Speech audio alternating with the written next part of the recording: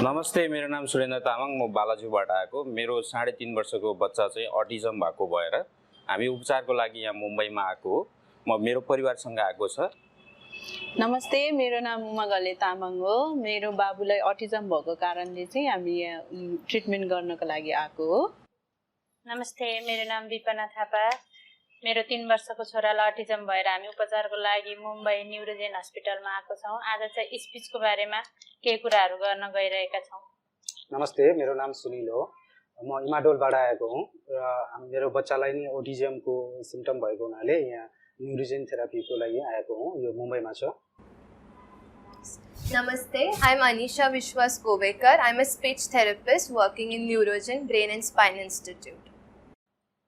उहाँ चाहिँ अनिशा म्याम हुनुहुन्छ, न्युरोजेनको डक्टर स्पिच थेरापिस्ट हुनुहुन्छ।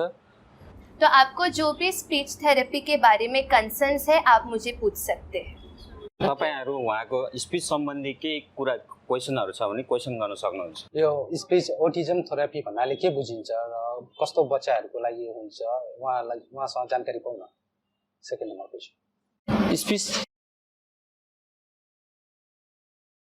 स्पीच थेरापी का क्या रोल होता है ऑटिज्म के?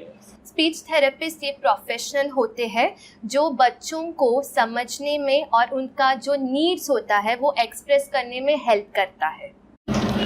स्पीच थेरापी एउटा उपाय हो बच्चाहरुको लागि बोल्नको लागि मद्दत गर्छ, जसले स्पीच थेरापी दिएपछि बच्चाहरूले बोल्नु भन्दा अगाडि कस्तो संकेतहरू देखाउँछन्?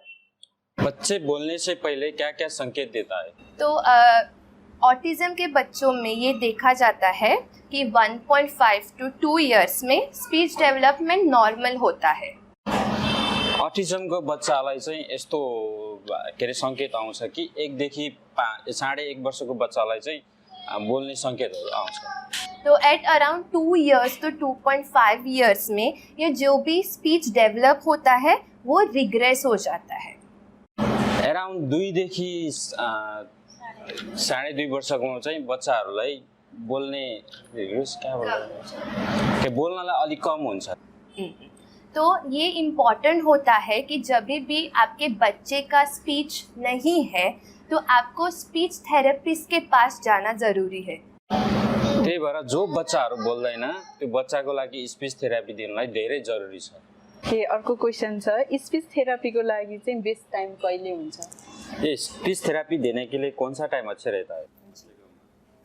अगर आपका बच्चा 1 ईयर तक 1 वर्ड नहीं बोलता है, नहीं तो बैबलिंग कूइंग नहीं करता है 3 साल तक, 2.5 to 3 ईयर तक, तब आपको स्पीच थेरेपिस्ट के पास जाके कंसल्ट करना पड़ेगा। ओके, बच्चा चाहिँ तपाईको नर्मली 1 देखि 2.5 अथवा 3 वर्षमा बोलेन भने स्पीच थेरापीसँग गएर कन्सल्ट गर्नुपर्छ। अनि हाम्रो त समाजमा यो छ कि 2-3 वर्षसम्म बच्चा नबोल्दा नि केही फरक पर्दैन र 5-6 वर्षसम्म बच्चा नबोल्दा पनि हामीले किनभने स्कुल हेऱ्यो नि 5-6 वर्षपछि हाल्छौँ र बच्चाहरू नबोल्दा पनि पछि बोल्छ नि बिस्तारै भन्ने छ। के हो?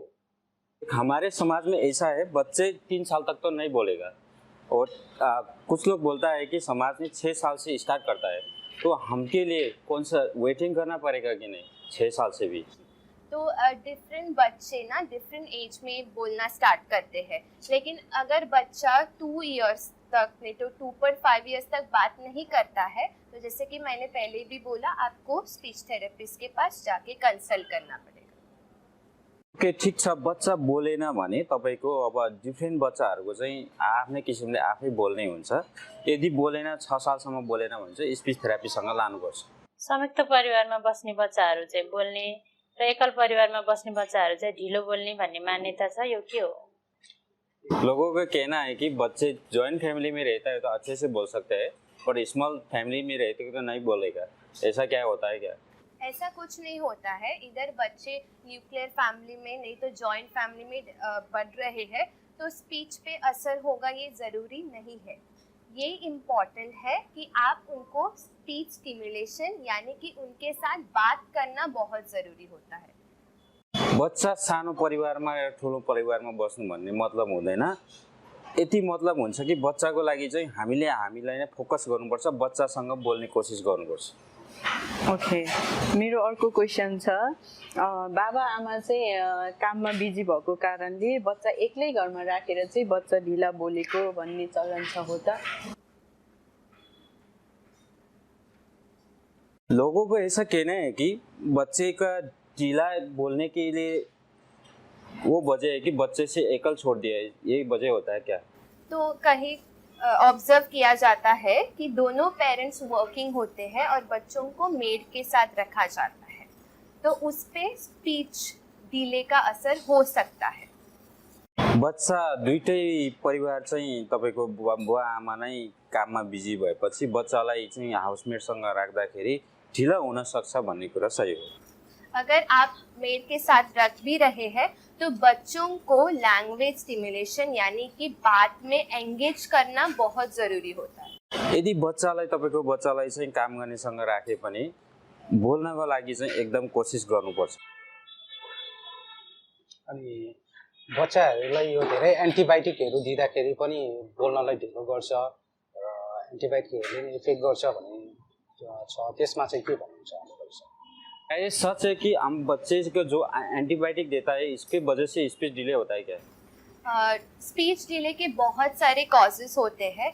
एक एंटी टॉक्सिसिटी भी हो सकता है, मतलब एंटीबायोटिक्स देने के बाद भी हो सकता है। बच्चालाई एंटीबायोटिक दिएर पनि हुन सक्छ, ढिला हुन सक्छ स्पीच डिले। अगर एंटीबायोटिक्स का असर आपके ब्रेन एरियाज पे पड़ता है जो स्पीच के लिए इम्पोर्टेंट है तो एंटीबायोटिक्स का असर होता है। एन्टिबायोटिक दिएपछि ब्रेनमा असर पर्न सक्छ, त्यही भएर ढिला हुन सक्छ स्पीचको लागि। बच्चाहरूले मोबाइल धेरै हेर्छन् भने त्यो मोबाइल नबोल्ने बच्चाहरूलाई चाहिँ मोबाइल तुरुन्तै बन्द गर्नुपर्छ हो।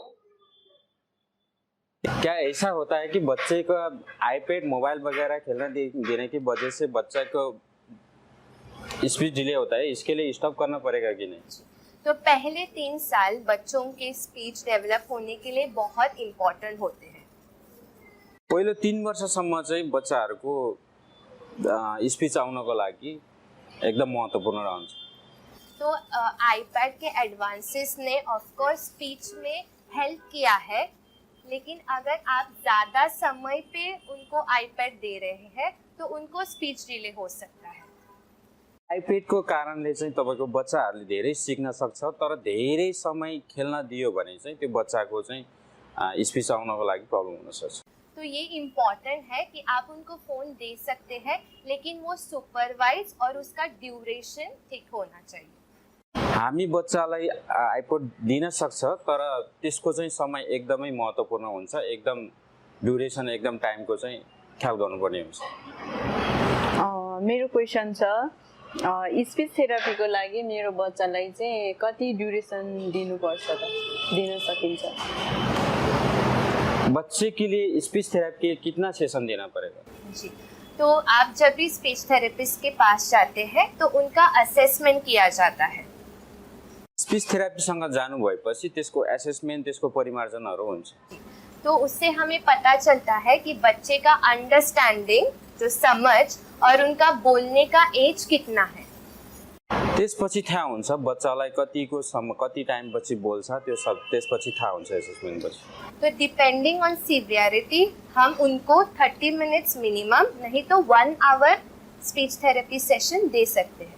यसको लागि बच्चाहरूलाई नर्मली 30 मिनेटको हुन्छ, होइन भने 1 घण्टाको सम्म रहन्छ समय। Weekly at least 3 to 4 times. हप्तामा कम से कम 3 देखि 4 चोटिसम्म। अनि हाम्रो चाहिँ नेपालमा ओटिजमको लागि बेसिकली भनिन्छ कि काठमाडौँमा चाहिँ धेरै छ, इभन 90% एज काठमाडौँ। अनि बाहिर एरियाको लागि जस्तो ताप्लेजुङ या दार्चुला त्यस्तोको लागि चाहिँ के अप्सनहरू छ, उहाँले डाक्टर साहबले के चाहिँ एनालाइसिस दिनुहुन्छ? नॉर्मली हमारे नेपाल में काठमांडू के लिए 90% स्पीच थेरापी काठमांडू में रहता है। बाहर ताप्लेजुंग ऐसा वगैरह जो आउट ऑफ डिस्ट्रिक्ट होता है इसके लिए अवेलेबल है कि? बिल्कुल, तो ये बहुत कॉमन क्वेश्चन है नेपाल में कि स्पीच थेरेपिस्ट अवेलेबल नहीं है। तो आप क्या कर सकते हैं? Parent training. नेपालमा बिल्कुलै स्पीच थेरापीहरू एकदम कम छ, त्यसको लागि प्यारेन्ट्सले जो बच्चाको बाबुआमा छ उहाँहरूले ट्रेनिङ दिनु जरुरी छ। तो स्पीच थेरेपिस्ट के साथ आपका स्पेशल सेशन होता है जिसमें स्पीच थेरेपिस्ट पेरेंट्स को बताते हैं कि किस तरह से आप बच्चे को बोलने के लिए और समझ बढ़ाने के लिए हेल्प कर सकते हैं। स्पीच थेरापीसँग यस्तो हुन्छ तपाईको बच्चा के अरे बाबुआमालाई ट्रेनिङ दिएपछि बच्चालाई कसरी बोल्ने सिकाउने भन्ने कुराहरू सिकाइन्छ। अगर बच्चे का सिटिंग बिहेवियर और अगर कुछ बिहेवियरल इश्यूज नहीं रहता है तो एटलीस्ट आप ऑनलाइन सेशंस भी कर सकते हैं स्पीच थेरेपिस्ट के साथ। बच्चा यदि तपाईको के अरे बस्नको लागि केही प्रब्लम भयो भने अथवा केही प्रब्लम भयो भने कुन अरू उपायहरू पनि छ जस्तै अनलाइन पनि दिन सकिन्छ हैन। बिल्कुल, और आप स्पीच थेरेपिस्ट के साथ कांस्टेंट फॉलो अप कर सकते हैं। त्यसपछि हामी जो चिकित्सक हुन्छ भाषा सिकाउने उहाँसँग हामी फलोअप गर्न सकिन्छ कन्टिन्यू। स्पीच थेरापी सँगसँगै अरू थेरापी पनि लिन सकिन्छ। क्या हम स्पीच थेरापी के इस साथ साथ में और थेरापी दे सकते हैं कि नहीं? बिल्कुल। सो ऑटिज्म बच्चों को स्पीच प्रॉब्लम होने के अलावा भी सेंसरी इश्यूज रहता है, बिहेवियरल इश्यूज रहता है, तो आप ऑक्यूपेशनल थेरेपिस्ट, साइकोलॉजिस्ट को और स्पेशल एजुकेटर को के साथ भी थेरेपिस्ट कर सकते हैं।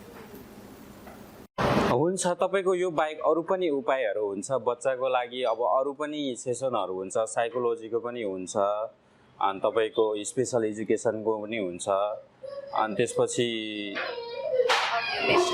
अकुपेसनल थेरापीहरू पनि हुन्छ, अरू थेरापीहरू पनि दिन सकिन्छ। मेरो बच्चा चाहिँ कहिलेसम्म चाहिँ बोल्न सकिन्छ होला त?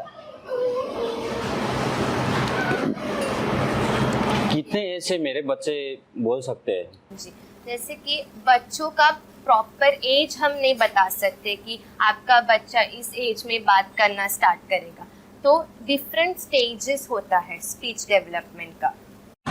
हामी यति नै वर्षमा हाम्रो बच्चा बोल्न सक्छ भनेर यकिन चाहिँ हुँदैन, किनभने आफ्नो बच्चाको आफ्नै उमेरमा बोल्ने हुन्छ। जी, जैसे कि कूइंग स्टेज होता है, बच्चा आ ऊ करना स्टार्ट करता है। जस्तै बच्चाहरू आ ऊ गर्न सुरु हुन्छ, त्यहाँबाट सुरु हुन्छ। बिल्कुल। फिर बैबलिंग स्टेज होता है जिसमें बब्ब टट होता है, जस्तै टट्ट टुट्टु गरेपछि सुरु हुन सक्छ। बिल्कुल। और उसके बाद वन वर्ड आता है, त्यसपछि बल्ल एक दुईवटा शब्दहरू बोल्ने हुन्छ। तो आपको ये फोकस डिफरेंट स्टेजेस पे फोकस करना होता है। यो चाहिँ हामीले यति जरुरी छ कि फोकसको लागि उसको छुट्टा छुट्टै टाइममा फोकस गर्नुपर्ने हुन्छ।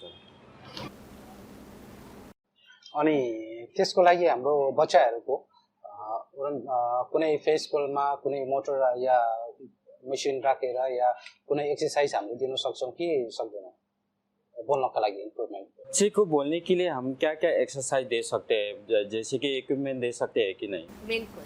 अगर बच्चे को कुछ ओरोमोटर यानी कि टंग मूवमेंट करना, लिप मूवमेंट करना डिफिकल्ट है तो हम एक्सरसाइजेस दे सकते हैं। बच्चालाई हामीले जस्तै मुख चलाउनको लागि जिब्रो चलाउन अनि फेस चलाउनलाई गाह्रो छ भने चाहिँ हामी थेरापी एक्सरसाइज दिन सक्छौँ। ऑटिज्म के बच्चों को सेंसरी इश्यूज भी होता है ओरल के लिए, जिसमें वो माउथिंग कांस्टेंट कर सकते हैं। ऑटिज्म भएको बच्चालाई चाहिँ सेन्सर इश्यू हुन्छ, सेन्सर उनीहरुले प्रब्लम हुन्छ, त्यसको लागि चाहिँ माउथमा पनि मुखमा पनि समस्या हुन सक्छ। बिल्कुल। तो उस समय पे आप वाइब्रेटरी ब्रश नहीं तो कुछ इक्विपमेंट्स अवेलेबल है वो यूज कर सकते हैं। त्यो समयमा चाहिँ भाइब्रेसन दिने जस्तै हल्का हल्लिने खालको भाइब्रेसन आउँछ, वो त्यो युज गर्न सकिन्छ, त्यो ब्रश हुन्छ, त्यो ब्रश युज गर्न सकिन्छ। लेकिन ऐसा कोई डिवाइस अवेलेबल नहीं है वो आपको बात करने के लिए हेल्प करेगा। तर यस्तो खालको मेसिनहरु चाहिँ छैन कुरा गर्नको लागि सहयोग गर्छ। बिल्कुल। आपको सिर्फ स्पीच थेरेपी और उनको अंडरस्टैंडिंग और बोलने पे काम करना पड़ेगा। हामीले सिर्फ उसको लागि बोल्नको लागि कसरी बुझ्छ त्यो मात्रै सहयोग गर्न सकिन्छ। बिल्कुल। यहाँ कुनै औषधि पाइन्छ बोल्नको लागि भने? ऐसा कुछ मेडिसिन होता है कि बोलने के लिए मदद करेगा? तो साइंटिफिकली प्रूवन ऐसा कोई भी मेडिसिन नहीं है जो स्पीच आने के लिए हेल्प कर सकता है। वैज्ञानिक रूपमा कुनै पनि औषधि छैन जो चाहिँ बोल्नको लागि मद्दत गर्दछ। बच्चा थेरापीको टाइममा बस्न मानेन भने चाहिँ के गर्न सकिन्छ त? अगर बच्चे थेरापी के टाइम में बैठ नहीं सकते हैं, क्या कर सकता है? बिल्कुल बिल्कुल। तो स्पीच थेरेपी स्टार्ट करने से पहले बच्चों का बैठना, बच्चों का आई कांटेक्ट देना, आई हैंड कोऑर्डिनेशन देना बहुत इम्पोर्टेंट रहता है। स्पीच थेरापी भन्दा पहिला बच्चालाई चाहिँ बसाउनलाई अनि आँखाको आई कन्ट्याक्ट हुन्छ, आँखा हेराहेर गर्नुको लागि चाहिँ त्यो इम्पोर्टेन्ट हुन्छ। बिल्कुल। तो इसके लिए आप ऑक्यूपेशनल थेरेपिस्ट के साथ काम कर सकते हैं। यसको लागि हामीले चाहिँ अकुपेसनल थेरापी भन्छ, जो चाहिँ बस्ने खाने सिकाउँछ, त्यसले सहयोग मद्दत गर्दछ। और घर में आप कुछ अटेंशन बेस्ड एक्टिविटीज कर सकते हैं। घरमा हामीले चाहिँ ऊ कसरी बस्ने भनेर उसको चाहिँ ध्यान खिच्ने कुराहरू हामीले गर्न सक्छौँ। जैसे कि रिंग गेम करना, पजल सॉल्व करना, बीड्स डालना, ऐसे एक्टिविटीज आप घर पे कर सकते हैं। जस्तै घरमा चाहिँ खेल्ने रिङ हाल्ने अनि पजल्सहरू खेलाउनको लागि सहयोग गर्न सक्छ। जस्तो कि बच्चाहरू भर्खर बबलिङ गरिरहेछ, आ ता तु गरिरहेछ भने हामीले बच्चाले कहिलेसम्म बोल्न सक्ला त? हामीले कसरी थाहा पाउने उसले कतिको इम्प्रुभमेन्ट गरिरहेछ? अगर बच्चे बोलने के लिए बैबलिंग कर रहे हैं तो कैसे से बच्चा स्टार्ट कर सकते हैं बोलने के लिए उसका जो स्पीच आता है। बिल्कुल। तो बैबलिंग होने के बाद आप उनको छोटा छोटा वर्ड सिखा सकते हैं। जैसे कि अगर आप उनको एप्पल दिखा रही है तो एप्पल, इस तरह से उनको हर चीज़ पे स्पीच बढ़ाने के लिए हेल्प करना पड़ेगा। बच्चा बैबलिंग गरिसकेपछि बाबा गरेपछि जस्तै कि एप्पल दिनु छ भने आ एप्पल गरेर बिस्तारै सिकाउन एक दुईवटा वर्डहरू सिकाउन सकिन्छ। उत्तेजित अवस्थामा बोलिरहने बच्चाहरूको भोइसलाई चाहिँ कसरी कन्ट्रोल गर्न सकिन्छ? जैसे कि बच्चा उत्तेजित होके स्टिमिंग करके बोल रहे हैं, उसका कैसा रिड्यूस कर सकता है उसका? तो वोकल स्टिमिंग एक सेल्फ स्टिमुलेटरी बिहेवियर होता है। भोकल स्ट्रिमिङ भनेको चाहिँ बोल्नलाई एउटा के अरे उत्तेजित एउटा सेन्सर इस्यु हुन्छ। बिल्कुल। तो वो बच्चे आ ऊ मम्मा नहीं तो राइम्स दोहराना कंटिन्यूअसली, ये उनको होता है। बच्चाहरू चाहिँ आ ऊ मम्मा के गरेर सुरु हुन्छ। बिल्कुल। तो इसका कॉजेस डिफरेंट होता है। यसका कारणहरू फरक हुन्छ। बिल्कुल। अगर बच्चा को गुस्सा आया तो कर सकता है।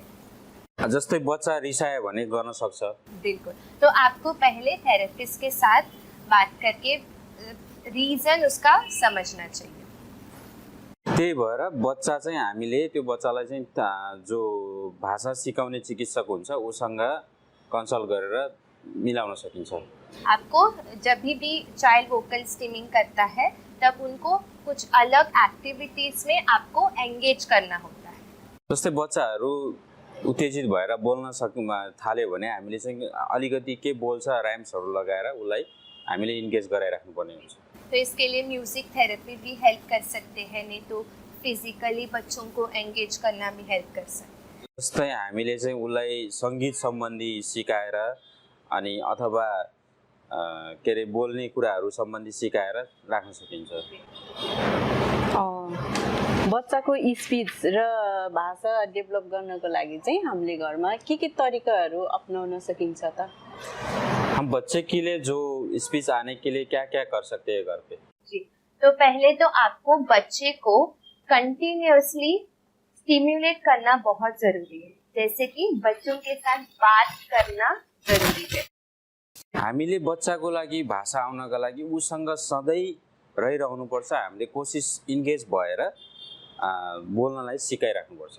तो जो भी उनके डेली एक्टिविटीज में ऑब्जेक्ट्स आते हैं तो उनका अंडरस्टैंडिंग करवा सकते हैं।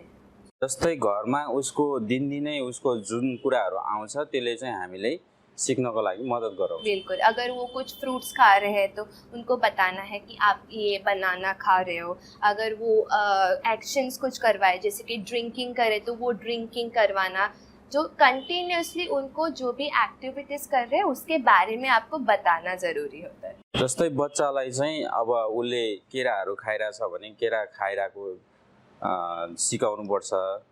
अनि अरू उसले जे गरेको छ त्यो चाहिँ हामीले सिकाइराख्नुपर्ने हुन्छ। पानी खानलाई आ गर्यो भने पानी पनि आ गरेर खानलाई सिकाउनुपर्छ। बिल्कुल, और ये बहुत इम्पोर्टेंट होता है कि बच्चों को नॉन वर्बल नहीं तो वर्बल, मतलब एटलीस्ट गेस्चर से बात करना सिखाना ज़रूरी है। नहीं तो अगर बोलते हैं तो मांगना सिखाना ज़रूरी है। बच्चाहरू चाहिँ जस्तै दुई किसिमका हुन्छ, कोही बोल्ने हुन्छ, कोही नबोल्ने हुन्छ। नबोल्ने बच्चालाई चाहिँ सांकेतिक भाषामा पनि सिकाउनु पर्ने हुन्छ। बिल्कुल, अगर आपका बच्चा नॉन वर्बल है तो उसको डिफरेंट तरीके होते हैं। आप कार्ड्स यूज़ कर सकते हैं, नहीं तो AAC डिवाइस आता है।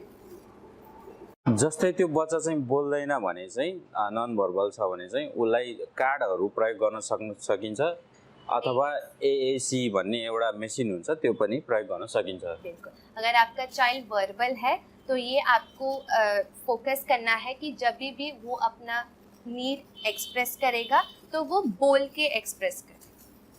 जस्तै बच्चा चाहिँ तपाईको बोल्ने खालको छ भने चाहिँ ऊ बोल्न सुरु गर्छ भने चाहिँ हामीले बोलेरै सिकाउनु पर्ने हुन्छ। तो मेन हमारा फोकस होता है स्पीच थेरेपी में कि बच्चों का फीलिंग्स और उनका नीड वो एक्सप्रेस कर सकते हैं। हामीले स्पीच थेरापीमा यति इम्पोर्टेन्ट हुन्छ कि उसलाई के चाहिन्छ र उसको के थिङ्किङ उसले के सोचिरहेछ त्यो एकदम महत्त्वपूर्ण रहन्छ। Thank you.